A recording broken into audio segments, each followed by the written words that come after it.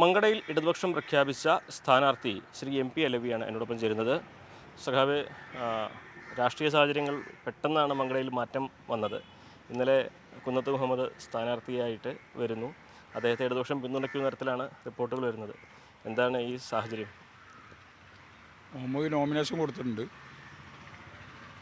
LDFിൻ്റെ പിന്തുണ അദ്ദേഹം ആവശ്യപ്പെട്ടിട്ടുണ്ട്.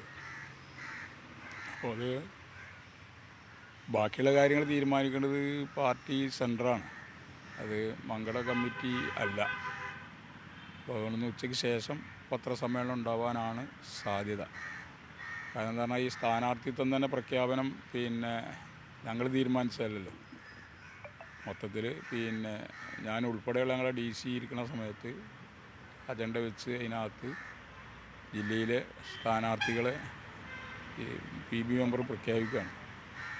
ആ സമയത്താണ് നമ്മൾ ഈ വിവരങ്ങളൊക്കെ അറിയുന്നത്, ഇങ്ങനെയാണ് സംഭവം എന്നുള്ളത്.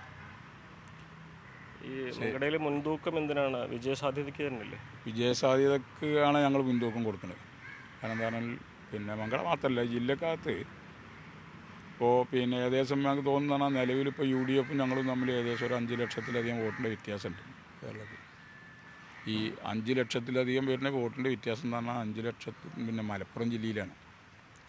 അപ്പോൾ മലപ്പുറം ജില്ലയിൽ അതെങ്ങനെ കുറച്ച് കൊണ്ടുവരാമെന്നുള്ളത് നോക്കേണ്ടത് ഞങ്ങളും കൂടിയും ബാധ്യതയാണ്.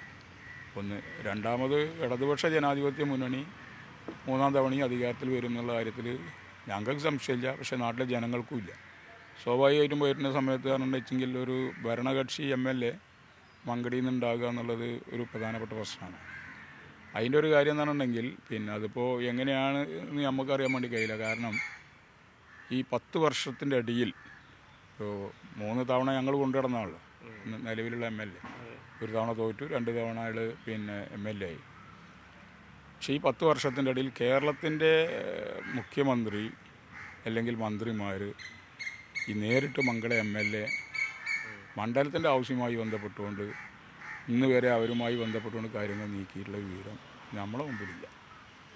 അതേസമയത്ത് മൂപ്പര് ഞങ്ങളെ കൂടെയുള്ള സമയത്ത് പറഞ്ഞിട്ടുണ്ടെങ്കിൽ ചിലപ്പോൾ ഇവിടുത്തെ ഇലക്ട്രിസിറ്റി ഒക്കെ ആണെന്നുണ്ടെങ്കിൽ അലി MLA ആകുന്ന സമയത്ത് ഇവിടെ ഒക്കെ ആ രീതിയിലേക്ക് വന്നു. അതിലൊന്നും ഇപ്പോൾ ഞങ്ങൾക്ക് അഭിപ്രായ വ്യത്യാസമില്ല എന്ന് അത് ഇല്ല. അതാണ് ഇതിൻ്റെ സത്യം. എന്നാൽ ഈ നാട്ടുകാരോടൊക്കെ മൂപ്പര് പറയുന്നുണ്ട് പൈസ ഇല്ല സർക്കാരിൻ്റെ അടുത്ത്, പിന്നെ എവിടെ നിന്ന് ഉണ്ടാക്കുന്നത്, അങ്ങനെ നടന്ന് പറയണേ വെറുതെ. അതിൽ വളരെ മോശമായിട്ട് ഞങ്ങളൊക്കെയാണ് മനസ്സിലാക്കി. ഈ മുഖ്യമന്ത്രിനൊക്കെ വളരെ മോശമായിട്ട് ആളിങ്ങനെ ജനങ്ങളുടെ ഇടയിൽ വെറുതെ പ്രതികരിച്ച് നടക്കുക. ഫണ്ട് തരുന്നില്ല എന്നുള്ളതില്ല. ഇയാളെ തോൽക്കണം എന്നുള്ളത് ജയിച്ചത് ഇവിടുന്നാണ്, മങ്കടയിൽ നിന്ന്. ഈ മങ്കടയിൽ വെച്ചിട്ട് അത് അവസാനിപ്പിക്കുക എന്നുള്ള ഞങ്ങളെപ്പോലുള്ള പ്രവർത്തകരെയും കൂടി ദൗത്യമാണ്. അത് ഏറ്റെടുക്കുക എന്നുള്ളതാണ്.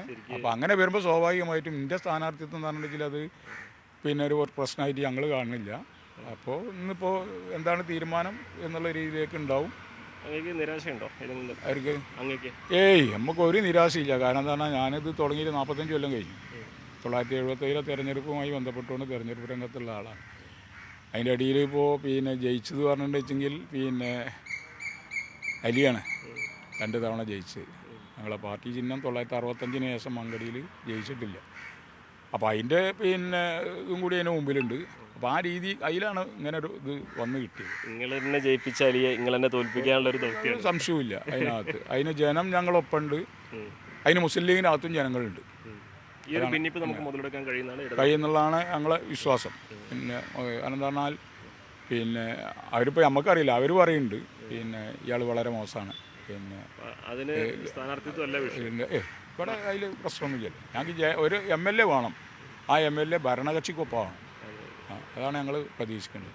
ബാക്കിയൊക്കെ പിന്നെ ആലോചിക്കണം. എന്താ അംശം നമ്മൾ തന്നെ ലീഡ് ചെയ്യും. കാരണം ഇതൊക്കെ പറഞ്ഞിട്ട് അലിൻ്റെ 3 തെരഞ്ഞെടുപ്പ് ലീഡ് ചെയ്ത് നമ്മൾ തന്നെയല്ലേ. അപ്പോൾ അതിൽ വേറെ പ്രശ്നമൊന്നുമില്ല.